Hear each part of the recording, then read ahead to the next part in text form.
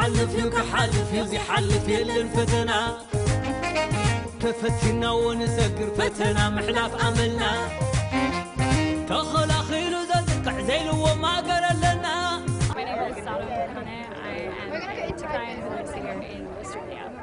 We're standing here today as members of the Australian Tigray community. We're standing here as people from Melbourne, Canberra and Sydney to raise awareness about the genocide, civil war and humanitarian crisis that is unfolding in the Tigray region of Ethiopia. Tigray is home to over 6 million people and the Ethiopian government has launched a military attack against the citizens of Tigray. We're here to make some noise and let the international community know about what's happening and call on the Australian government, the UK government, the US government, UN and all of the government agencies to stand in, to take action and to intervene to ensure that a ceasefire happens. My name is Mahtot Yanu and I'm part of the Victorian Tigray community. So the reason we've come to Canberra, the Parliament House, to protest today is with regards to the civilians that are being killed in the military declaration that Abiy Ahmed has declared on the people of Tigray, with the caveat that it is on the politicians.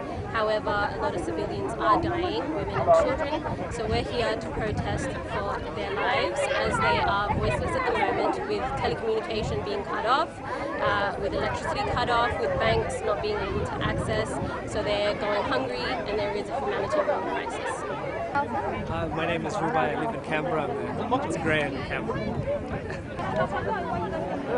So I'm here because to support the people of Tigray who are currently going under a war from 3 governments, the Eritrean government, the Ethiopian government, the UAE. This war isn't just against the government as they claim to be, against the TPLF as Abiy claims to be. It's a war against the people. They've been, telecommunications has been off. There's no electricity. They've bombed universities. They've bombed dams. And even before that, for the last 2 years, they've done their best to humiliate us. And every time a problem comes up in there, the usual suspect is a Tigrinya speaker. So I think over the last 2 years, there's been a mistreatment of our people. We've been treated as second-class citizens, and I'm here to fight against that, to get the Australian government to stop Abiy and stop Isaias from the genocide that they're committing to the people of Tigray. The impacts of a civil war in Ethiopia will be severely devastating. Ethiopia is a country that contributes to huge peacemaking efforts in Somalia, in Sudan, in Egypt and other regions. And by removing our troops from all of these forces to focus on a civil war internally, the rise of militia, the rise of armed groups that are attacking other ethnic groups, other nationalities in the country will severely devastate. Millions of people potentially being displaced and even larger humanitarian crisis that could happen in our lives. So the civil war has already reached out to Sudan. With regards to that, a lot of refugees from Tigray have fled to Sudan. There is about 40,000 and the UN is preparing for 200,000 in the coming months. So this is already impacting Sudan, and Eritrea has also been involved with their conscripts that dictator Isaias Afwerki has enlisted, and this is impacting them as civilians or parts of Eritrea have been bombed, but no civilians harmed at the moment. But this is escalating. The UAE is also involved, and the Horn of Africa is extremely fragile already, and so this is creating more conflict and more crisis for that region. Roads they're pretty big to the Horn of Africa. I mean, you're talking about a region that never had stability now for almost 100 years.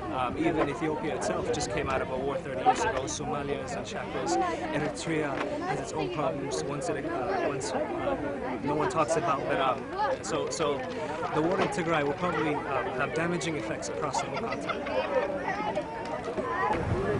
The concerns that we have about the civil war in Tigray are huge. Not only will the 6 million people internally be heavily displaced, there are already 2.3 million children that need humanitarian assistance. 400,000 Tigrayans have already fled the conflict into neighbouring Sudan. We already know that there is a shortage of food, water and medicine in the region. UN agencies, humanitarian agencies, NGOs are not able to operate efficiently after repeated calls for de-escalation by the international community to Abiy Ethiopian government. We're worried that this civil war, this genocide is not just going to happen for another couple of days, but it will go on for months, further fracturing the stability and peace that exists in Ethiopia right now. If action is not taken now, it will progress and proceed into all-out genocide and civil war, and we don't want to see that happen to our people, to our families who are stranded or are not able to get into contact with because of the telecommunications and blackout. The main concern against the conflict, with regards to the conflict that's happening in Tigray, is how much it is impacting the civilians. These are innocent people, women and children, who are being killed and bombed, with Abiy Ahmed threatening to bomb the capital city of Mekelle, and for the people to find safe grounds and to find shelter and protect themselves. And quote, there will be no mercy. So this is quite concerning, and it is a war crime, and it has been stated by the UN humanitarian crisis that this is a war crime and it needs to stop, because it is innocent civilians that are dying, and it's mothers and children and fathers that are losing their homes and their lives.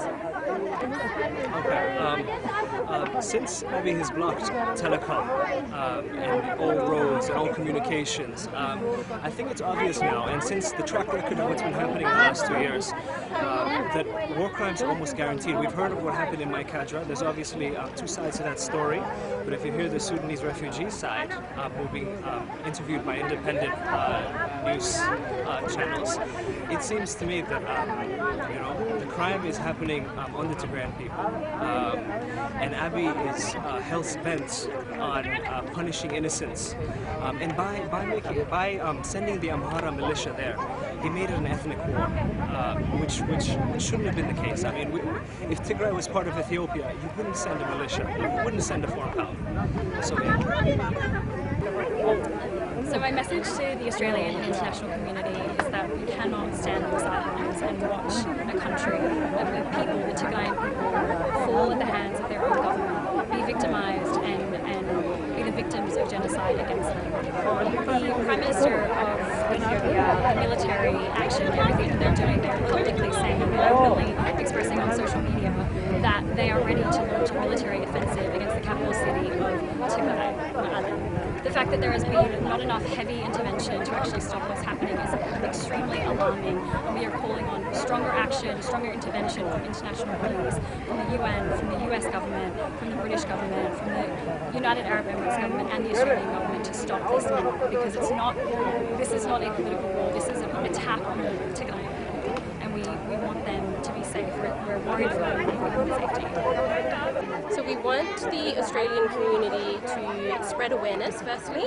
Secondly, the Australian government to get involved in advocating for a ceasefire, as well as adhering to the history that Australia has with Tigray.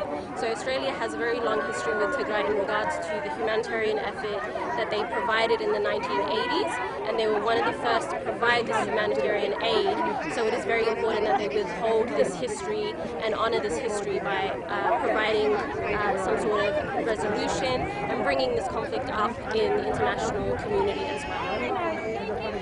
My message to the Australian and international community is please do more than just statements. People are dying. It's been 23 days. We can't get a hold of our families there. Abiy and Isaias are breaking the Geneva Convention of Crimes. So please do more than just statements. Please force Abiy to dialogue with his fellow Ethiopians.